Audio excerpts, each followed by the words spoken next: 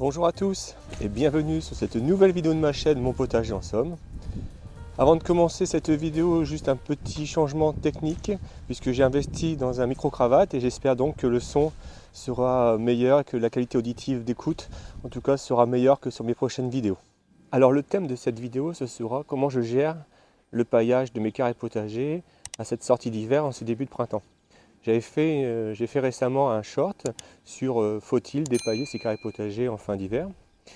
Short qui était assez généraliste et donc je voulais compléter cette petite vidéo plus personnelle en expliquant un petit peu comment moi je procédais.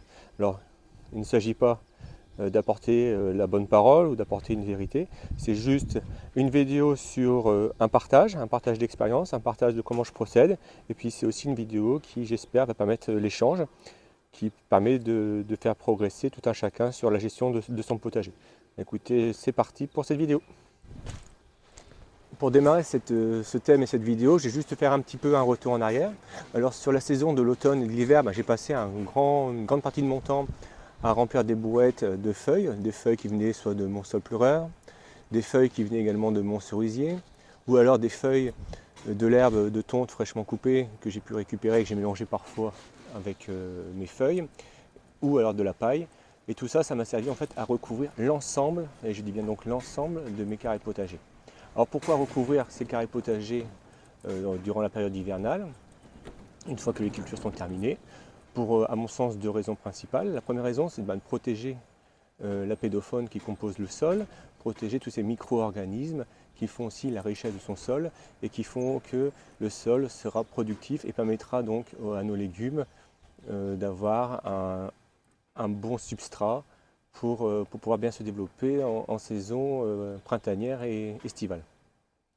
La deuxième raison, c'est également éviter que le sol, s'il reste à nu, se déstructure.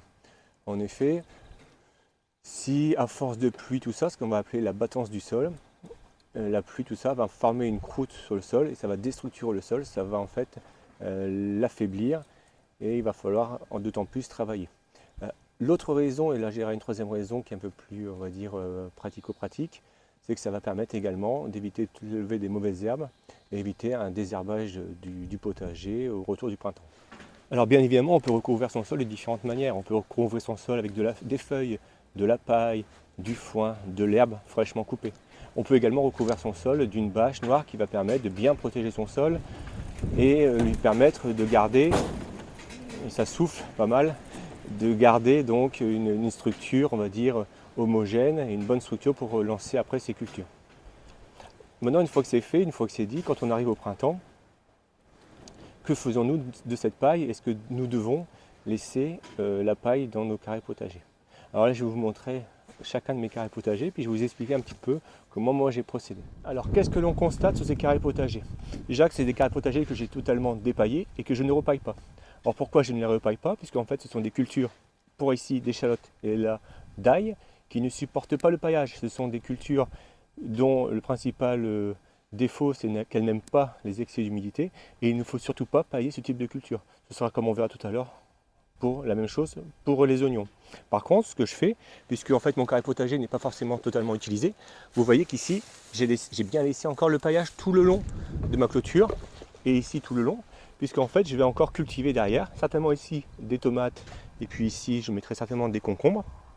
Et donc pour l'instant, le temps que je mette en culture, je laisse bien recouvrir mon sol.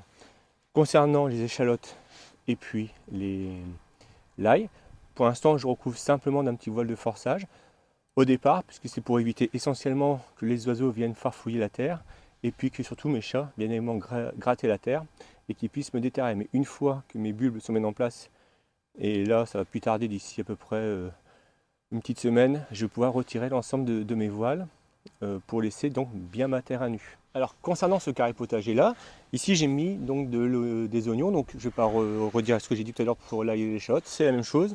Les oignons n'aiment pas les excès d'humidité, donc j'ai dépaillé et je ne vais pas repailler. Au centre, j'ai donc semé, j'ai montré ça dans ma dernière vidéo, des carottes et puis des radis. Et là pareil, j'ai dépaillé. Et pour l'instant, je n'ai pas repaillé. Alors pourquoi j'ai dépaillé? Déjà pour une question de praticité. C'est beaucoup plus simple de semer, à mon sens, des radis et des carottes sur une terre à nu que sur une terre qui est paillée. En tout cas, c'est mon avis. Pareil, je ne vais pas repailler immédiatement. Je vais laisser lever en fait les carottes et les radis. Pour l'instant, j'ai juste mis un petit voile de forçage. Une fois que mes carottes se seront bien développées, certainement après avoir retiré mes radis, puisque les radis ont une levée beaucoup plus rapide que la carotte. Mais une fois que mes carottes seront bien levées, je vais certainement, cette fois-ci, repailler tout autour de cette parcelle, de mes semis de carottes, pour justement préserver l'humidité. Les carottes apprécient, elles, l'humidité pour se développer. Et donc je paillerai certainement tout autour, mais j'attends bien que mes carottes soient assez hautes pour pouvoir le faire. Concernant les cultures sur mon tunnel denté, donc ce sera essentiellement, à mon sens, des salades. Pareil, j'ai laissé en fait mon sol à nu. Je ne vais pas pailler. Et je sais que, en tout cas, quand je vais mettre mes salades que j'ai semées, d'ici à peu près une semaine, je vais commencer à les mettre en terre. Pareil, je ne vais pas pailler. Pourquoi je ne paille pas? Alors là, c'est vraiment typiquement l'expérience, puisque j'avais moi paillé des plants de salade l'année dernière, et à peu près au bout d'une semaine, j'en avais plus, puisque j'ai apporté à la fois le gîte et le couvert aux limaces du jardin, et ils m'avaient totalement réduit à néant mes plantations de salade.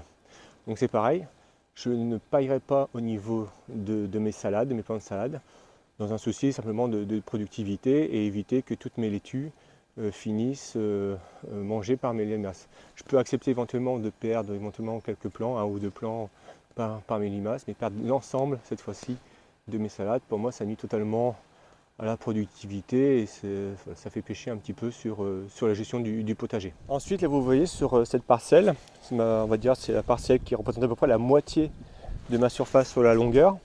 Cette fois-ci, là, j'ai laissé totalement pailler.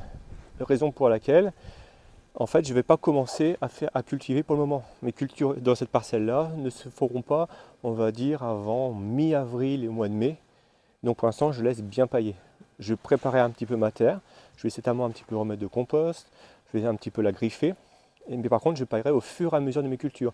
Certainement, j'enlèverai un petit peu de paille pour un peu réchauffer mon sol si nécessaire. Et puis après, je paillerai par la suite. Ici, normalement, je mettrai donc, j'avais prévu de faire de la mille-pas. Donc maïs, haricots, courges, mettre des courges, mettre des pieds de tomates. Donc c'est tous des éléments qui nécessitent un paillage, tout au moins durant l'été. Et donc ça, je dépaillerai au fur et à mesure de mes plantations. Et je paillerai par la suite. Donc vous voyez, en fait, c'est une gestion un peu différenciée en fonction des différentes planches de travail ou de planches de culture. Après, concernant cette parcelle, donc c'est de la paille que j'avais mis à l'automne. Là, je vous montre un petit peu. On constate déjà je vous montre à l'image déjà quand j'avais commencé moi à pailler cette parcelle-là sur le mois de octobre, novembre à peu près. Et vous voyez que vous constatez que vous commencez à déjà avoir des mauvaises herbes, des herbes qui poussent dans le potager. Et puis vous voyez que ça c'est quand même bien réduit. Je vous montre également à l'écran un petit peu la texture de mon sol actuellement. Alors il a plu énormément là, ces derniers jours. D'ailleurs je fais cette vidéo on va dire entre deux averses. Et donc vous voyez que c'est une structure de sol qui est assez quand même spongieuse, pour l'instant qui sera assez difficile à travailler. Et donc je vais bien attendre que tout ça sèche bien pour pouvoir la retravailler tranquillement, la griffer, passer certainement un petit coup de grulinette, éventuellement rajouter un petit peu de compost pour bien amender mon sol, bien l'aérer et puis bien le rendre, on va dire, bien drainant pour mes futures cultures.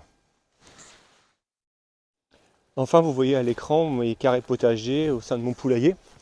Et en fait, vous pouvez constater que c'est forcément encore mon sol est encore à nu. Alors c'est pas un choix de ma part, c'est tout simplement que pour recouvrir, il faut de la matière, des feuilles, de la paille, du foin, de l'herbe, et que pour l'instant, c'est de la matière que je n'ai pas à disposition. Donc pour l'instant, bien évidemment, mon sol reste à nu, mais l'objectif, c'est de pouvoir le recouvrir, bien évidemment.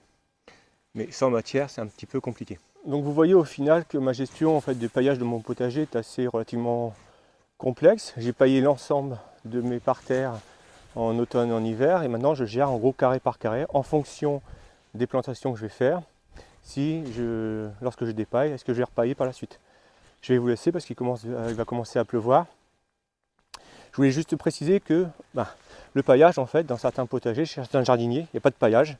Je connais nombre de jardiniers, nombre de potagers qui laissent leur sol à nu tout l'automne, tout l'hiver, et pour autant, ils ont également de bonnes récoltes, tout simplement parce qu'ils amendent bien leur sol et qu'ils soignent bien leur sol, même s'ils ne le paillent pas.